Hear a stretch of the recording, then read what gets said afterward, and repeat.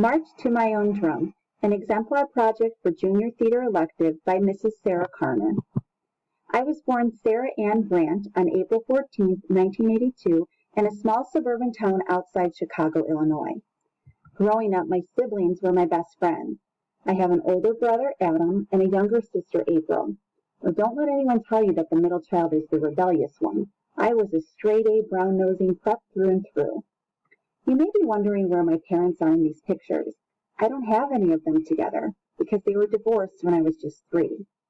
Now, crazily enough, my dad is a twin, and they married sisters, my mom and aunt. So when my parents divorced, my mom and aunt moved in together, and my dad and uncle moved in together. So naturally, my cousins Heidi and Cassie quickly became additional siblings. We were best friends. And even though I had a strong bond with my siblings, I always felt a little broken. I knew not having my dad at home was different from the other kids at school. I was insecure and uncomfortable most of my time in elementary school. I even failed 2nd grade and had to take summer school. So I joined cheerleading because my friends did, and I wanted so badly to be noticed. But I could never land the flip-flop, and it just didn't bring me joy. Until I found drama club, and I felt all my passions and talents come to life. Even though it was middle school and I was all awkward and weird looking, isn't everyone in middle school? I had finally found a community of friends who loved the things I loved and didn't judge me for being me. I cultivated my talents in high school by joining choir, auditioning for the musicals, and taking a jazz dance class. I loved it so much that I chose a small liberal arts college that gave me a scholarship to study theater, and I got my bachelor's degree in performing arts. And soon I found myself working in my old high school as their performing arts teacher. I was bringing the joy of theater back to students, helping them find their passions just like I had. I was working in a suburban high school that had a newly built auditorium.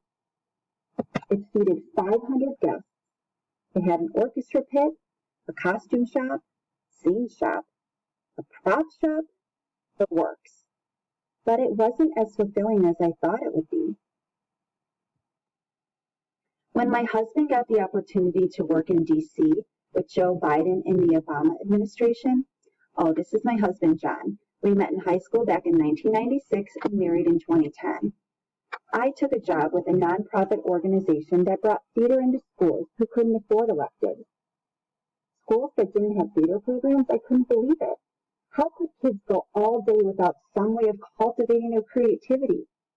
I loved this job. These little elementary kids wrote full-length musicals and produced them in less than 4 weeks. It was magical. When the opportunity arose for me to start a theater program from the ground up at a school called Science and Technology, I knew that there were kids there who had been longing for a creative outlet. So we packed up and we headed west. I realized quickly that the school didn't have much in terms of a theater facility. No auditorium, no costume shop, no music director, but it only fueled my passion. In 2013, a small group of students and I started to build a program from the ground up, and again, it felt magical. Last year, I produced a show about racial division with the seniors, and I learned so much about the importance of using theater as a way to express social injustices.